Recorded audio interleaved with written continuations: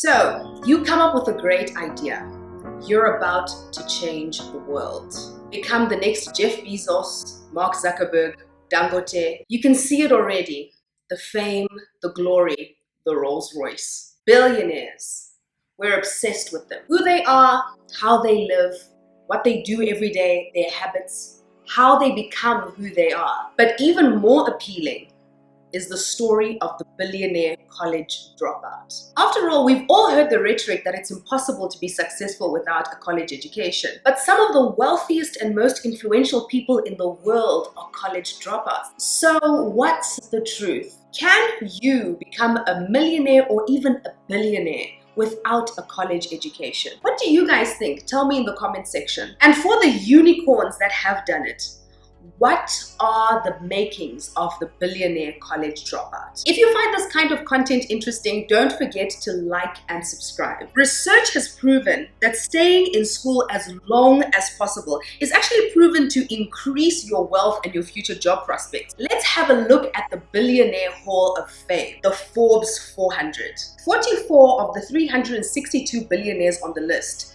whose college records were available, had dropped out of college. That means only 12.2% of billionaires actually dropped out of school. An older study actually found that only 16% of billionaires were college dropouts. That means that more than 84% of the wealthiest people in the world actually have a college education. Also, let's not forget that people with a university education tend to out-earn those without one. Men with a bachelor's degree earn $900,000 more over the course of a lifetime than their high school graduate counterparts. Women with a bachelor's degree actually earn more than $630,000 more than women without one. Now, we obviously need to talk about the gender wage gap. Why are men still out earning us? We need to talk about that. Why do you think some of the reasons are that men tend to out earn women? Tell me in the comment section. 70% of Americans will study at a 4-year college at some point in their lives, but more than a third of those students will drop out. That's millions of people dropping out of college and university every single year. How many of these actually went on to run successful businesses? So the reality is, although the Zuckerbergs of the world do exist, most millionaires and billionaires have to go through some form of college education. But why do we still find the idea of the billionaire college dropout so enticing, even though it's really not that common? It's basically because of a phenomenon known as survivorship bias. As human beings, we love an underdog. We love the story of the underdog. So we tend to focus a whole lot on anomalies than we do on the status quo, because the status quo is boring, right? So the status quo is that most people who are millionaires and billionaires did go through some form of college education, but that story is really boring. So we like to focus on the story of the underdog, that 1% that actually became successful without following all the tedious rules that most of us seem to have to follow. Just because you've met an MLM millionaire, it really doesn't mean that you'll become one. We love anomalies. The story of the guy who didn't follow the rules and still became successful. The guy who had almost zero opportunity, living in a small village out there somewhere, and still became successful. We love those stories. We love these stories because they're inspiring, but they're not always necessarily a reflection of what society really looks like. So we latch onto the inspiring story, not necessarily the true story. Mark Zuckerberg dropped out of an Ivy League college, let's not forget that, and so did Bill Gates. Also, we have to remember that most of them dropped out because they were already working on something revolutionary and realized after weighing their options that their time would be better spent focusing on their project than on their education. So now that we've cleared up the misconception that you have to drop out of college to be successful, let's actually talk about what makes these billionaire college dropouts so successful. Do you want to know? Stick around and don't forget to like and subscribe if you like this kind of content. There's one thing that I think separates the millionaire and billionaire college dropout from any random person on campus who decides that they want to drop out of university. And what I think separates them is that they are conscientious monomaniacs. Now, let me explain. We all know that somebody who's conscientious is anyone who does their work well and thoroughly.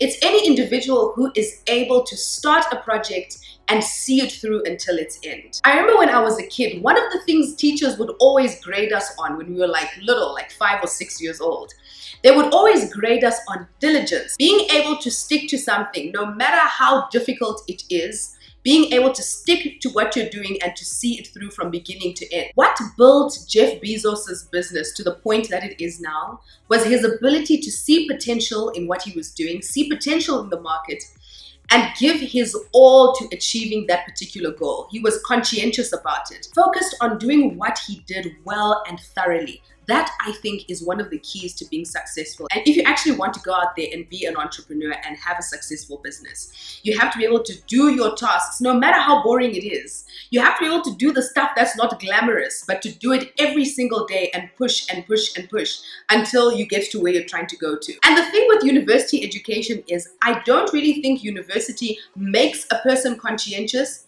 but I think being able to complete a degree is a sign that a person is conscientious, right? It's a sign that you're able to start and finish. You don't need college to learn stuff. Okay. There is a value that colleges have, which is like, can somebody work hard at something, including a bunch of sort of annoying homework assignments, and still do their homework assignments and kind of soldier through and get it done. So I think colleges are basically for fun and to prove you can do your chores, but they're not for learning. But the whole point of doing your chores is actually that conscientious part, right?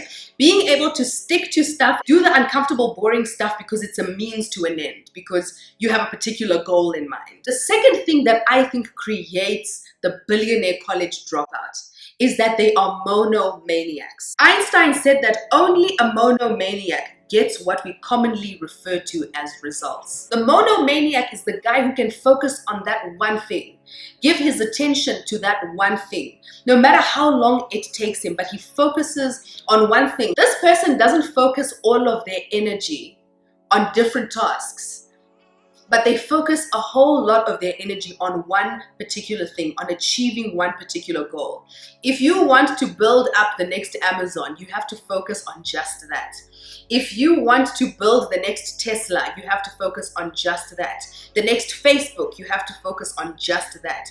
They are monomaniacs. They focus on just that one thing that they're trying to accomplish. Bill Gates and Paul Allen, both college dropouts, during their early days at Microsoft, would regularly pull all-nighters, sometimes multiple nights in a row, to finish projects or meet deadlines.